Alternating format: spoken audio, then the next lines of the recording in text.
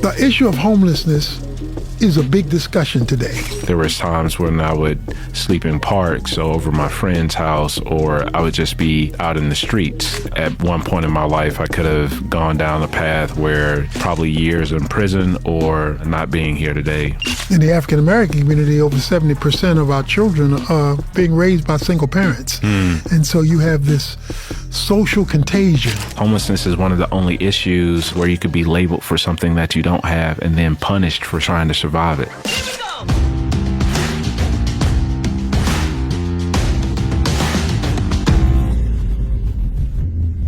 Well, I am excited to welcome you, Terrence, to our Unbound podcast. It's exciting to have you. Yeah, I'm really excited to be here. Thank you so much for the opportunity to share today. Well, you know, you have quite a story. It's outlined in your book, From Dropout to Doctorate. And so I want to just talk about your story. I want to hear, we all have a story. Yes. And the ins and outs, the roller coaster ride of life. And when we can learn from other people's story as it either intersects with our story or expands our horizons to know that our story isn't the only story that's out there. Right. Then we can be mutually beneficial to each other as people. And so I want to know your story from you, not just from the book. We got the book right here on the table, but when we have the person, it's like reading about Jesus. It's one thing to read about Jesus in the Bible, but having Jesus come off the pages in the Bible and affect your life is another level of experience. That's right. And so I want this to be for me and for those who don't know you or who do know you but can learn more about you to hear your story. So give me the highlights, because we'll dig deep as we go along here. Yeah, I mean, normally when I talk to people, like even in this moment I'm talking to you, I would say I traveled a long way to be here. And I'm not just talking about by plane. I'm talking about the journey of overcoming poverty, experiences with homelessness as early as teenage years, dropping out of high school, being involved in a gang. At one point in my life, I could have gone down a path where my trajectory would have ended in probably years in prison or not being here today. But Jesus changed all of that for me. And it took a lot of grit, resilience, community embracing me, but also a willingness on my behalf to borrow the courage and the confidence of others that they had in me long before I had it in myself, and really being open to what God was doing in my life early on.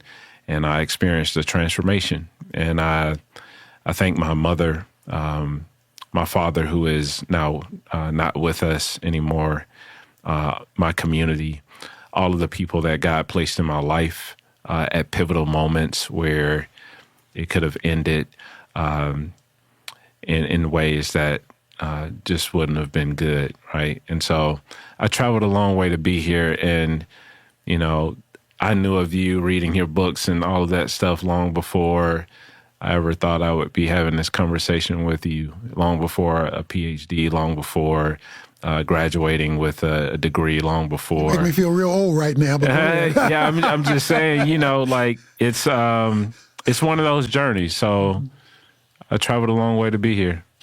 Well, I'm glad you made it here, and I'm glad of what God did to bring you here. Let's roll it back a little bit. Homelessness, okay? So talk to me about, because this is early stages of life. So how did that happen, and what was the environment that brought you to this place of not having a home? Yeah, I mean, my mom was a single parent, which I'm sure we'll talk about her resilience and how I embody a lot of what she displayed to me and my sister, and just to our family early on. But there were times when we were moving around from place to place, and she was trying to get settled. You know, I grew up in a red line community in the city of Atlanta that had a lot of poverty. I saw my mom work multiple jobs, trying to care for my sister and I as a single parent. I did not really have a male figure in my life. My father was around and we had relationships, but it was really hard to get direction or even see school as being something that was viable for my growth and my ability to overcome a lot of the entrapments that was in the environment that I was growing up in. And I internalized a lot of things that my family went through, especially the conflict. I mean, I experienced a lot of trauma growing up. And in my teenage years, my mom was really trying to show me tough love and fulfill two roles, right, of both mother and father. But at that point, I was just not in an open place to really hear. And so we had a lot of conflict at home, and I ended up running away. There was times when I would sleep in parks or over my friend's house, or I would just be out in the streets just because of a lot of the emotional trauma that I was carrying at that time. And I'll never forget, it was one night I was standing at a gas station. I was begging for change, right? There was no cell phones. You had to use a payphone back in the day. And this guy, it was a school night. I had just left home. And this guy walks into the store, and I asked him for change because I wanted to call my friend and his father. And he looks at me and he says, "Why are you out here at night?" I'm like, I just want change. He comes back out and he throws me 2 quarters. I remember one falling on the ground, and I caught one with my hand. I just remember the shame that I felt being out there as a teenager on my own. And then I walk over to the payphone, and I call my friend Eric. Eric's father was a pastor. His name was Mr. Moore. He helped people who were experiencing homelessness. He had a small church in the city of Atlanta. He had transitional housing, all of those things. But more than that, he was just a man that I saw loved his family. I mean, they ate dinner around the table. He was just really present. And I asked Eric on the phone, I said, "Hey, E, you mind if I could come over? I need something to eat." He puts down the phone hesitantly, but he did. He goes to ask his parents if I could come over. And he says on the phone, I'll never forget these words, "Come on over, my family loves you." I remember going over to their home, and Mr. Moore, walking over to my car, he tells me to roll down the window. I roll down the window. He taps me on my chest. It's the first time I could ever look a man in his eyes. And he says, "Young man, you're going to be a leader one day." And, you know, it's like, how could you see something in me? You know, I'm dealing with teachers labeling me in school because they don't understand my social location or the things I was navigating.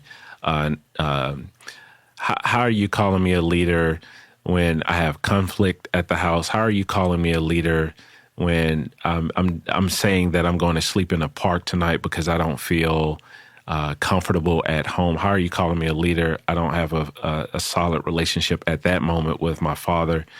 And he called out goodness in me. He became a mentor. It was one of the men that I asked, should I put myself through college? He was right there, yes. Should I marry her? Yes. And later became the person that said, I think God was, you know, calling you into ministry, and encouraged me to pursue that. And so, you know, I just remember those vivid stories, and I'm talking and talking, but it's okay. You know, it's just like it's rich. Yeah, these are things that kind of God used early on to shape my experience. Well, there's a whole bunch to unpack there. So let's do some unpacking. You didn't pack that suitcase for okay, brother. So let's go back to the original thing you said, and that is your father was really not there. Yeah. The absence of a father. We're hearing a lot today in news media and culture about the role of men and what happens when they are there and when they are not there. Yeah. The burden that puts on the mother as a single parent, the burden that puts on the children of not having that role model in their lives.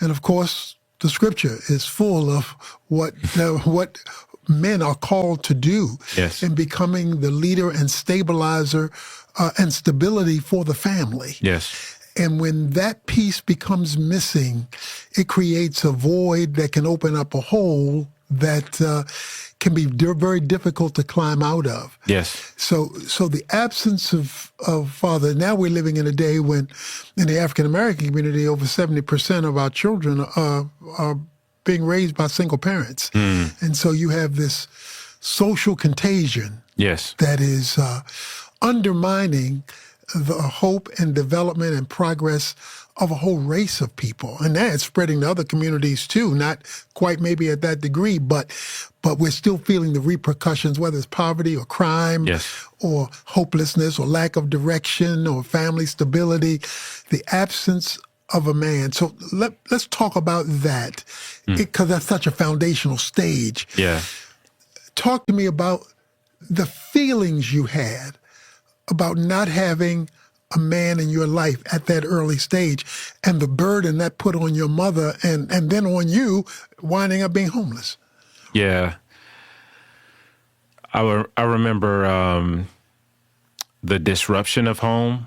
I was around, I don't know, I had to be 5 or 6. I remember my mom vividly. I write about it in the book, her taking me and my sister. She was carrying my younger sister, and we were walking away from violence.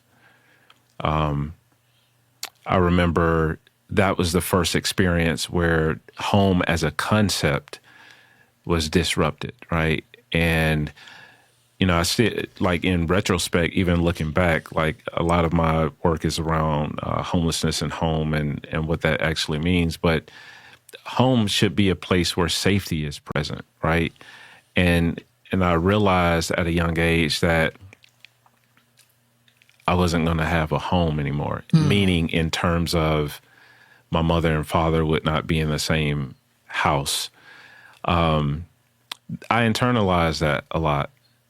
I remember as early on, one experience I had going to school, I showed up in elementary school and I had just witnessed something very traumatic the night before, sitting in the classroom, and the teacher was going around like calling on different students and asking for answers and passing out things. And she got to me and I didn't say anything. And my voice felt frozen. And you know how she responded? She responded to me by putting me in a closet. She had me pick up my desk and take it, and it was like a little storage closet. And I still remember my peers in the classroom laughing and taunting me.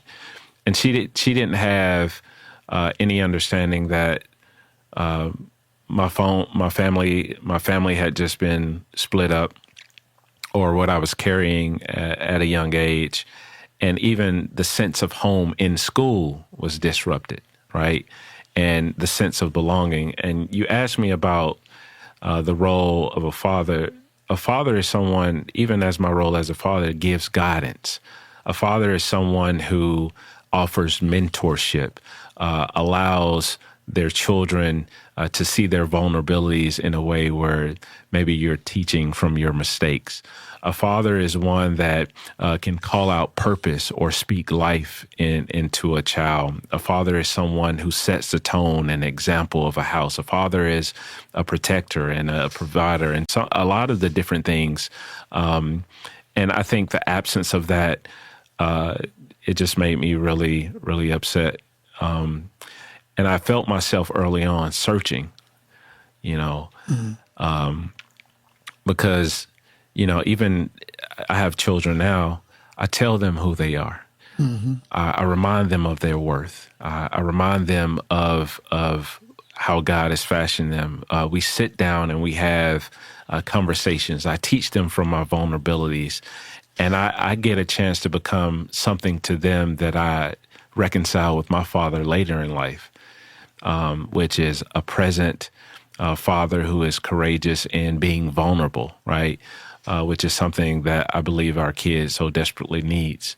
My children, it's been stated that by psychologists that a child goes through three phases. One is idolization. The second phase is demonization, Okay. right? And the third phase is humanization.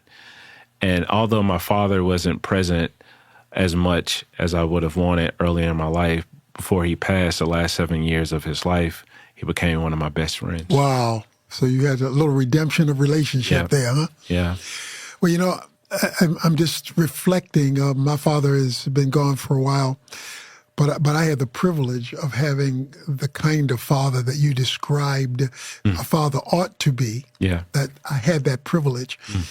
And I can hear the difference, even though I grew up in urban Baltimore, I can hear the difference of having somebody there who was speaking into your life, who was bringing God and putting him on the front page of our home, and who was making sure, we went to church, and who was correcting us when we were wrong, That presence matters. And we're having so many of our young people, and young men in particular, who are not having that in their life. And that's why it's critical that God gave you a father-like figure to step into that place at a critical time. So, and he was a pastor, you said? Yeah. Okay. Yeah. So he was a pastor, but he just wasn't a pastor for the big flock. Yeah. He was a personal shepherd for you in that role. So talk to me a little bit about him. You gave me some highlights, but because what I'm hearing is he saw you as an individual and he began to speak life into you. Yeah. And you began to look at life differently. Yeah. Mr. Moore was, he was a very manly kind of guy, a man of few words in his presence. But from behind a pulpit, he would preach and have a lot of energy. But the thing that I learned from being around him was the value of family. Like he would invite me over sometimes. Obviously, I was friends with his son, but he would sit me down around the table and we would have discussions. And his mom would talk about Eric's mom would talk about the Lord, and Mr. Moore would, join in the conversation and talk about the Lord. He was the person that would also tell you, like, if you had any questions, no matter what questions they were, like, come to me and ask me. I would rather you ask me questions versus you going out and trying to figure out something and you don't have any wisdom or wise counsel. He was the type of person that would give you the last out of his pocket. There were many times when I didn't have gas money and he would pull me aside and give me gas money and just say, keep going. He was the type of person, even when he did not have all of the resources, he used his words as resources to encourage you. I need to write that down. Your words are a valuable resource. Yeah, okay. are a valuable resource because, people don't necessarily become what you want them to become. They become what you encourage them to become. And he was. So that's another drop mic moment. See, you got all these drop mic moments. Yeah, and he was an encourager. He would talk to me also about his struggles, the challenges that he had to overcome, the small town that he came from, the social challenges that he faced. Mr. Moore was the first person I ever went to when I told him I felt like the Lord was calling me into ministry. And he sat me down one day and he asked me all these series of questions, like, what does it feel like? What are you sensing? At that time, I was saying that I wanted to go to Bible college, and I had given my life to the Lord, and I really wanted to change my life. And you know what he said to me? He didn't have any, prescriptive statements or anything like that. He says, never be afraid to miss God. And I say, what do you mean by that, Mr. Moore? He says, if you ever feel like God is placing something on your heart, you should try it, because the worst thing you could do is God directs your steps to where he really wants you to be. And I listened to that. I listened to it so much that I submitted myself to a church. I was discipled by, a lot of older deacons. My circle started changing. Like some of my best friends started to become people who were twice my age. And I became a questionary because I realized that not only could I expand. A lot of people haven't used that word, questionary. Yeah, not a visionary, but because questions lead to vision, right? You're inquisitive. Yeah, I'm I wanted some answers. I wanted some answers because I couldn't get those answers early on in life. Now, I love words. Yeah. I've never used the word questionary. Yes. Until now. Okay. I'm going to pick that one up. Yeah. I started to realize that I could learn from all people, no matter where I went, especially people who had journeyed the road a little further than I had.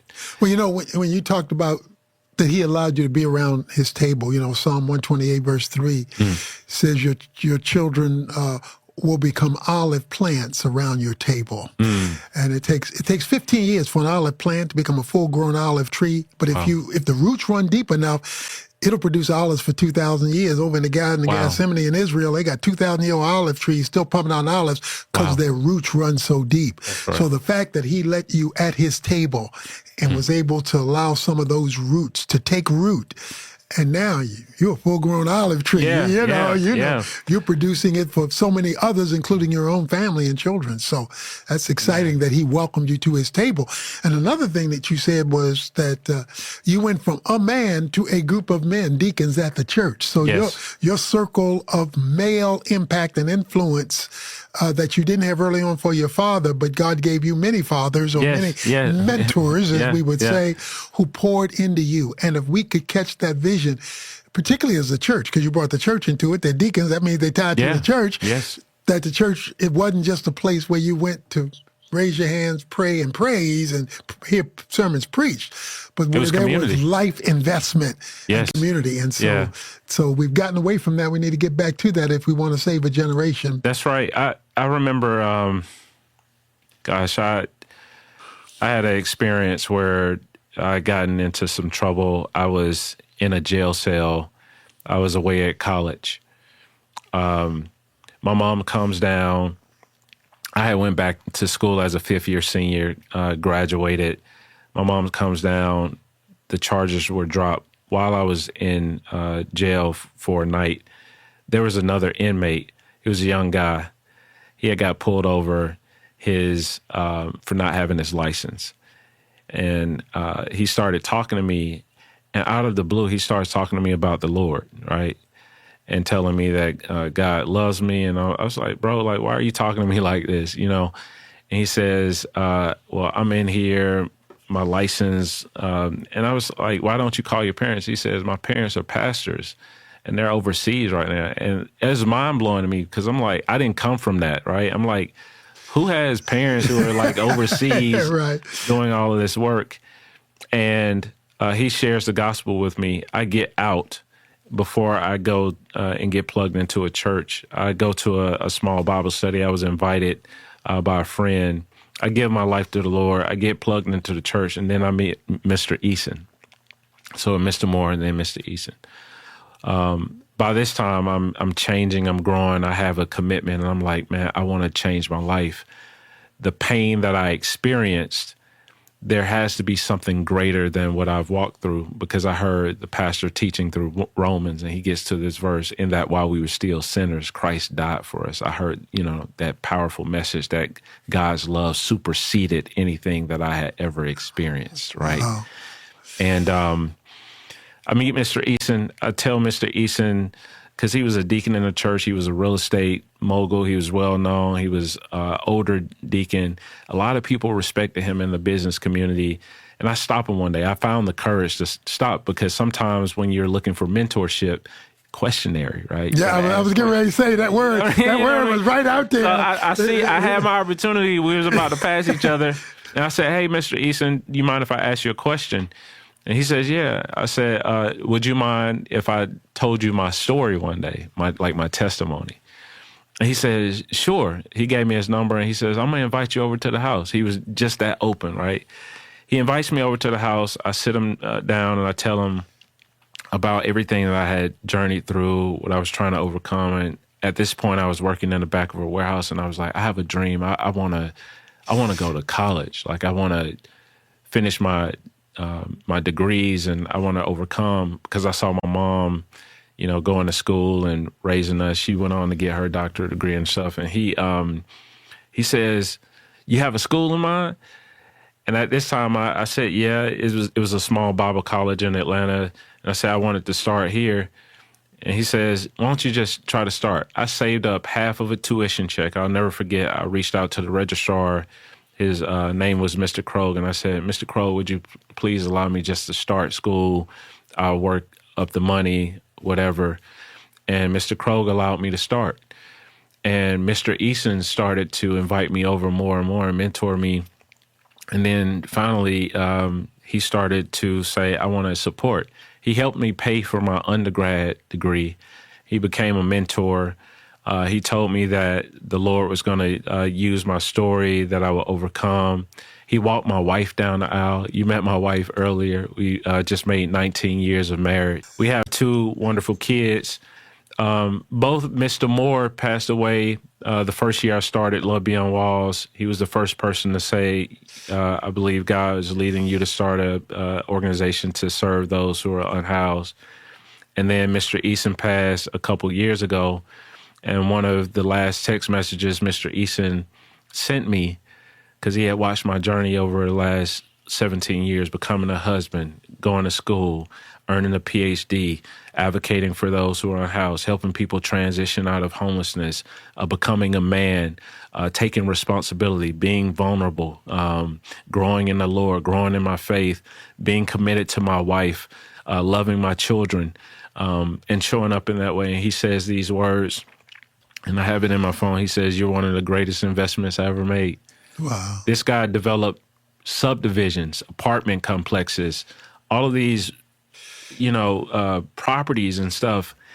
And it just, like, he had enough faith to realize that it wasn't just about material resources. It was the treasures that he was storing up in heaven by the types of investments that he was making in people. And when you talk about mentorship and the importance of being proximate to people, it says in the scripture, Jesus dwelt among them. A part of that dwelling is proximity, how we stand in solidarity with people even through their lowest moments. And I am a product of the Mr. Easons, the Mr. Moores, the Miss West, my 10th grade geometry teacher when I was a 5th-year senior who championed me to continue. My mother, who modeled that resilience as a Black woman, caring for 2 children on her own, going to graduate classes long before online classes ever existed. And I'm sitting out in the hall as a child witnessing her model what it means to go that extra mile. And then even hearing my mother just the other day say, not only was she proud, but she wanted to do that and make that sacrifice to plant those seeds. And so I think this is all about seeds. We never know what kind of seeds we are sowing, right?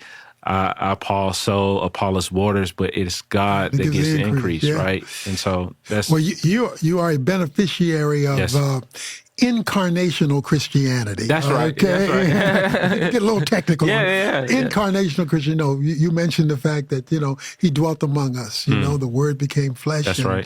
And dwelt, tabernacled among us. That's John right. 1 says. And so that's the incarnation. God becoming a man so that he is among men. Yes. God becomes touchable. That's right. And when we do what was done to you and for you, God became touchable, Yes. reachable, and visible in human form as he worked through people who touched your life. And That's so right. that's exciting to hear and to see. So let's talk about now the educational move. Yeah. Okay, you were a dropout. Yeah. So how old were you when you dropped out, or what grade were you in? I was in between 10th and 11th grade. 11th grade. And you were out for how long? Probably half a year. Half a year, okay. Yes. And then you were encouraged to go back and finish high school? Yeah. I was actually encouraged by a veteran. I was at a YMCA. So this is another man? Yeah. Okay, so you just Yeah. you got men popping up all over. Okay. The day I dropped out of school, I walked out of the front door. I was at an alternative school. It's open campus, Frank McLaren. I'm walking away, and this man experiencing homelessness calls over to the group. It's just 4 of us, me and 3 of my other friends. I was the only one to respond. So I walk over to the guy. I mean, trash hanging from his beard. He told me he hadn't showered in 2 weeks, and he says, young man, is that your school back there? I was like, yes, sir. And he says, whatever you do, and he looked himself up and down. He says, you don't want to end up out here on the streets like me. Keep getting your education. And he tells me this. This is a homeless guy telling you this. Yes. Okay. He says, one day you're gonna become a leader. That was a moment of disruption for me, where it caused me to really think. I eventually dropped out, but that seed was sown, and I'll never forget. I got to a place where I was like, I asked my mom. I was like, should I go and get my GED? And during that time, historically, 80s, 90s, GEDs were stigmatized towards Black people, where, if you got those, you weren't offered jobs or given opportunities. My mom said, you're not getting a GED. She advocated for me to go back to high school as a 5th-year senior. Most embarrassing time of my life. I go back, and I'm walking around the school. There are teachers there. Why is he still here? Peers. I was supposed to graduate the year before, calling me super senior. I had no margin for error. And then I get my schedule, and I end up in Miss West's classroom. Miss West, 10th grade geometry teacher. I'm sitting in the class, despondent, and I'm like sad, upset. And she practices trauma-informed care and pedagogy long before these terms becomes popular. She tells me to stay after class one day. She tells me to stay after class one day, and she looks at me in my eyes. She says, I want you to use my classroom as a sanctuary. I was like, what? I didn't know those terms back then. And she was like, just a place to, if you need to, decompress, or if you feel overwhelmed, just come in here. And she says, you're brilliant. She became a champion. My mom became a champion. I graduate. And then I started dreaming about education, and really seeing that I had something to offer, because I would have these random people who were strangers who became like family said that I had a gift, when I spoke, when I did certain things, and I would always be encouraged to pursue education. And my mom was the main one. You got to become more. You got to become the first male in your family to get a degree. You have to go back and get your graduate education. You have to have a plan. My mom was a product of a HBCU. She modeled what it meant to work multiple jobs and go to school, get multiple graduate degrees, and she would always communicate to me. My mom showed up at my PhD celebration after I defended my dissertation. And she flew in, and we just had a moment where she was like, I always knew you could do it. And my father, around this time, my father is diagnosed with cancer. He wasn't able to attend, but by this time we built a bond. My father had a stroke, and I was able to go and serve him. And I didn't even know, because we weren't on talking terms at that point. And I asked my wife, sometimes they say the wife is the second Holy Spirit, right? Jokingly, right? Sometimes you can confuse them for the first Holy Spirit. Just like a voice of reason. And I say, what should I do? My dad was in the hospital. She says, you serve strangers every single day through the organization. Go serve your father. Brought this scripture to mind, Mark 10:45, for the Son of Man did not come to be served, but the servant. That's and I had to live it. I show up and serve my dad, and my dad's paralyzed. They did an emergency surgery on him. He was able to regain momentum, but I'll never forget my dad turning his head, looking at me. He says, son, I'm glad you're here. He calls me T. He's like, T, I'm glad you're here, man. And then he goes on to tell me, I believe the Lord spared my life for us to reconnect. I helped my dad walk through that experience. I kept serving him. And then my dad started calling me every day. And we would have all these discussions. And it felt kind of like strange at first, but then we would start ending the conversation with, I love you. And then my dad would ask me, like, when are you preaching again? Or when are you speaking? I want to come hear you. I remember the first time my dad ever came to hear me preach. And afterwards, he told me, like, you're one of my favorite preachers. He started going to church and all this stuff. And by the end of I think it was 2017 going into 2018, my father calls me one day and he's just like, I want you to come see me get baptized. Oh, me wow. and my family show up. It was just us. I get to see my father baptized. So we became close friends. He would show up to my book signings. He would support, and we were able to find forgiveness. And my dad would come over and go fishing with me and my son, and we started to reconnect. And I talk about this, and then he's diagnosed with cancer, and he allowed me to become his caregiver and serve him. And I remember being in the hospital. I pulled out my phone because I wanted to record his audio because the doctor had just told me that there's nothing else they can do.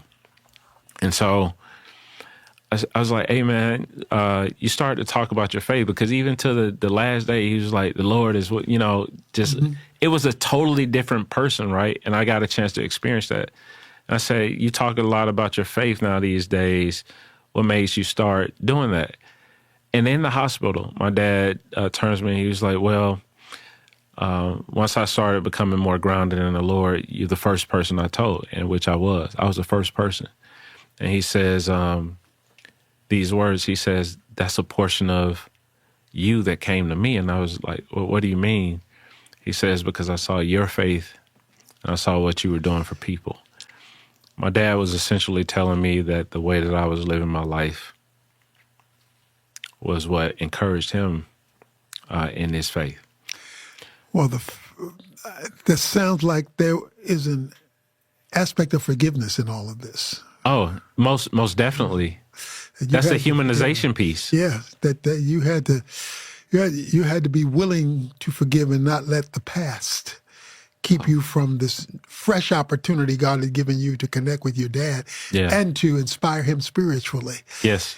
And that, the hope of that is don't give up on people. That's right. Don't give up because if you would have given up and you didn't listen to Holy Spirit number 2, your wife, and didn't seize the moment, carpe diem, seize the day, that could have been a missed spiritual impact and a missed reconciliation opportunity with your biological father. Yeah. And so that's rich, and I hope people will open up their hearts to the fact that forgiveness is a powerful tool for healing. It's the most powerful tool. I have a phrase on my shirt. One of the last phrases my dad told me is forever forward. And that's one of the things that I carry with me. His name was Tyrone Lester. And he was a brilliant man, innovator. I learned to respect my father. I understood his humanity and his social location and his shaping, how he grew up in the community of D.C. During the heroin and crack epidemic. I understood how poverty and public policy shaped his life. I got a chance to see how some of the decisions that he made were just as common as some of the mistakes that we all make, right? And I got a chance to humanize him. But he would always tell me, T, whatever you do, always be forever forward. And I would even take that to suggest that we have to be forever forgiving, right? Because it opens our hearts up where bitterness does not live. Like, I had gotten to a place in my life where I didn't want bitterness to hold me back to the point where I would become toxic in my ministry or toxic in the way that I lead my family or in my relationship with my wife, or allow the traumas that I wasn't willing to confront be projected onto my children. My children are my legacy. Like, I don't hustle or do this work for my first name. I do it for my last name. Wow. Great And statement. that is because I want my ceiling to be my children's floor. There's a well-known quote that says, generational trauma can be passed from generation to generation. And there's a comma, and it says, but so can healing, right? And when we commit ourselves to being people who say, I'm going to break that generational curse, and I don't care if it takes forgiveness, I'm going to break that curse. I don't care if it's going to therapy to do the type of trauma and grief work needed. I'm going to break that curse. I don't care if it's confronting parts of myself that have been wounded. I'm going to confront that so I can continue to move forward. I don't care if it's getting plugged into a church and allowing myself to be seen to the point where men and women of God can walk with me as I navigate the transformation that God is doing in my life. I'm going to take that step. And so that is something that is very important. And I would tell anybody that forgiveness can be the key that continues to unlock your growth and doors to your future. Well, that is so rich. And so I hope people are grabbing this, because you use the word toxic. Toxicity spiritually can ruin our development and keep somebody else from growing in their development. Amen. Because we're refusing the healing balm of forgiveness, and not seeking revenge and retaliation, which you could have done, but you chose not to do. So now move me to this educational passion. Yeah. That now you're Dr. Lester. Yeah. I started. Co-founded a nonprofit organization called Love Beyond Walls, based in Atlanta, Georgia. We've done work to advocate and stand with those who are unhoused, experiencing poverty. I've been doing this work, which I would consider ministerial work, for a little over a decade. And we've done anything from helping people recover identification cards, because when you're unhoused, public encampment suite, you could lose everything, your vital records, your birth certificate, everything, and you need ID to get ID. Helping people get access to public sanitation and hygiene, access to temporary housing.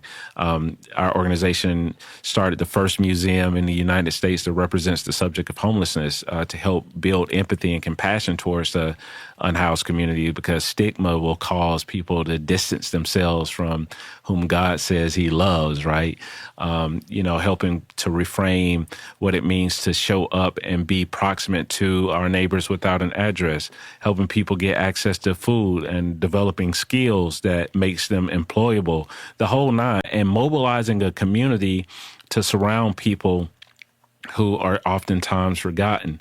I started doing that work because I had lived through it, but then I started to ask questions. Why are things this way? Why do we create ordinances and laws that are more punitive than more caring? Why are there food deserts out there? Why do students show up to school and they're experiencing homelessness and they're being labeled because maybe they may act out and there isn't any trauma-informed care at the center of schools, and that can cause educational injustice, is what I'm defining in the book. And so I started asking all these questions, and I began to develop these philosophical inquiries. At that moment in time, I had achieved, theological studies grad degree, as well as a counseling master's degree, and I started to realize that I wanted to do more concentrated work for a PhD to study the effects of the community that I was serving. And most people say, well, why would you continue to get more education? And I see education as a tool to build more capacity for service, right? Education is nothing but a capacity building tool to serve more. Say that one more time, just one more time. Education is nothing but a capacity building tool to serve more. Education is not self-serving. You go to get education so you can understand how to serve. Jesus says, if you want to become great, then you have to serve. And so I understood that I needed more tools. And that's why I sought education, because it has opened more opportunities for me to advocate, to understand, to help organize more resources for families who are in need or people who are unhoused that are in need, to help communicate narratives in a way that helps to build empathy and compassion, the compassion of Christ, right? Mm-hmm. Because in Matthew 9, it says when he saw them weary and helpless, he was moved with compassion, right? I love that verse. And it's one of the verses that kind of moves me to seek education and also build more capacity in my articulation of the work that we do, but also to be able to serve the folks that God loves. Well, this concept of education as a tool to expand your capacity to serve. Yes. Because so many are looking at education as a goal just for increased income, right? Increased, for their resume, and it's a lot of times only a self-serving goal to get that higher degree. But to have the motivation that I want to learn more so that I can help better. Yes. As the goal of your education, whether it's formal or informal. Yes.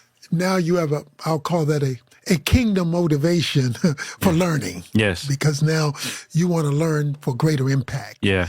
But I had to reframe how I saw my pain and how God was able to redeem the things that I had gone through, right? I would say, firstly, I struggled. Why do I need education? Why? Because me and my mom had some back and forth. So why should I go to school? But God showed me, early on, after I had given my life to the Lord, that education could become a vehicle that he could use through me for service. And God was able to show me that in my pain, there could be purpose pulled from it. And I think education is tied to purpose. So there are non-traditional pathways and there are traditional pathways. I took a non-traditional pathway, but it was still a pathway where God was using different circumstances, different mentors, different experiences, and all of those things to kind of shape me into the person that I was becoming. And the more I took step after step, the more I learned about what I was more passionate about. Kept asking questions, kept learning myself because, I think most people see education as a task, but I see it as an opportunity to learn how you're wired, but also to learn how you're able to serve in the world. When I look at you, I'm seeing an African-American Joseph here because he was removed from his home.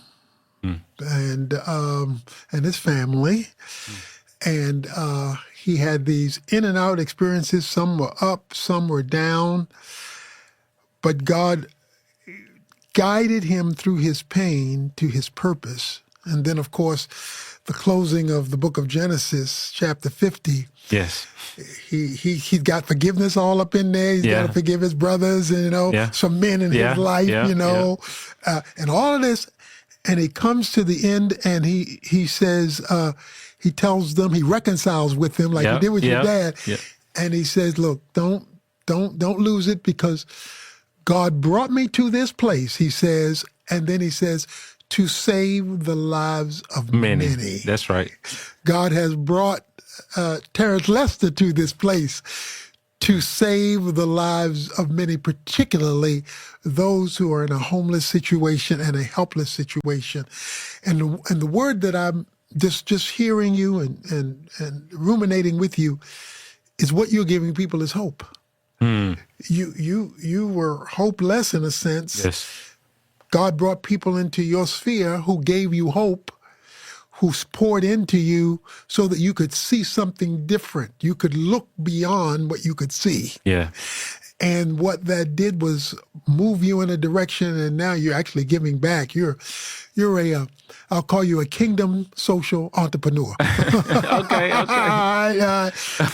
Because what you're doing is you're improving the lives of so many people through your ministry, through your book, but most of all through your life. So let me ask you this: the issue of homelessness is a big discussion today. Yes. Okay, politically Yeah. and socially and economically, and what to do with all these enclaves. So, if you were speaking to our leaders today from your platform about how we should approach addressing this issue in the most winsome way possible, what would be your statement to our leaders today? Yeah. There is something very emptying and heartbreaking to stand next to someone and say, how are you? And they tell you, I've been out here for hours begging for dollars and I'm trying to get medication. There's something heartbreaking about working in close proximity with a family who decides not to collectively stay in a shelter because they would be split up and they feel more comfortable sleeping in a car. There's something that is very heartbreaking to know that law enforcement is called on someone for standing outside of a coffee shop trying to access technology because they want to fill out a job application from the cell phone that may not have that many minutes at the end of the month. Homelessness is not a monolith. And I think we have to push back and reframe how we discuss homelessness. Homelessness is one of the only issues or justice issues where you could be labeled for something that you don't have and then punished for trying to survive it without even having the person who is punishing you or creating punitive laws or measures ever have walked in those shoes. There's a human experience on the other side of how people are perceived when they are without an address. I think we need to push back against stigma. I think it takes a village and the whole community to embrace a community that is oftentimes publicly sanitized. I think that we need to use more empathy and compassion, especially those of us who are believers and have the power to create more space and vulnerability for people to be fully seen versus creating the types of barriers that are put in place that keeps people from actually overcoming homelessness. I think we need more housing first models, which is proven statistically and research-wise to be the best pathway for a person to escape homelessness. I think we need to talk about homelessness not just with adults, right? Because the largest population of people who are unhoused are actually children and youth. And most people only think about homelessness in terms of a few people standing on a street corner that are adults. There are students right now in classrooms all across our country that need our support, who will never have an opportunity to become a PhD or graduate high school because of the hardships that are in place, long before they even have an opportunity to dream. We need to have poverty and homelessness at the heart of the discussion nationally. We need to have it in our churches. We need to talk about more complex, multifaceted models of communal care that involves the whole community and not just place it on the shoulders of one particular entity, right? I think it takes all of us working and walking with those who are experiencing homelessness out of that state. I think we need to just talk about this subject with more compassion and care. And lastly, I think we need a stakeholder approach to making decisions as it relates to creating real-time solutions for those who are unhoused. Most times, the people who make decisions about how we should address it don't invite other people to the table who've lived it, who've been proximate to working with the population, etc. And I would say, if you ever want to know what it's like to walk through the experience of homelessness, I would suggest and urge you to go and be proximate with a neighbor without an address. That was rich. Finally, talk to me as a homeless person. I am a homeless, helpless, hungry person. I got it all. Okay. You know, the first thing I'm asking you. Talk to me. I'm asking you your name. Okay. The reason why I always start with a name is because acknowledgement is powerful. To be seen is powerful. To be seen is actually to create home. When I talk about the concept of home, I don't talk about it in terms of four walls and a roof. Home is much vaster than that. Home is the place where you feel seen, accepted, and your sense of belonging. Mm-hmm. The scripture is clear. We serve a God who sees, the God who sees. And seeing has to do with the acknowledgement of your inherent worth and value, the imago Dei. So I am seeing you. I want to know your name. I want to know how your day is going. I want to know what's running through your mind. I want to know what teams you like who just played or lost. The Cowboys. The Cowboys. I love Atlanta. So yeah, you know how I feel. I want to know your favorite food, your favorite movie. I started a podcast called the Imagine Dignity Podcast. All of my guests aren't influencers. All of my guests are people who are unhoused. Mm. I have 2 seasons. I've talked to people who are veterans, people who are living on the streets with cancer, who have no access to health care, young men who have been estranged from their families, like all sorts of people. I'm asking you your story because you can never meet the needs of people that you've never met. You can never meet the needs of people that you've never met. And I can't serve you if I don't know you, right? Jesus knew people. I love those scriptures. It's just short phrases, and we've read these many times. It says, and Jesus saw, and Jesus saw, and Jesus saw. We have to do that type of seeing, and I'm seeing you through creating conversation. And I want to be consistent in creating conversation because the next step from that is relationship. Because not only am I asking you about you, I'm going to give you an opportunity to ask me about me. Well, right now, I'm glad that I'm seeing you in our podcast, and I am been blessed and reinvigorated with your story, but more than your story, with your life of impact from your story.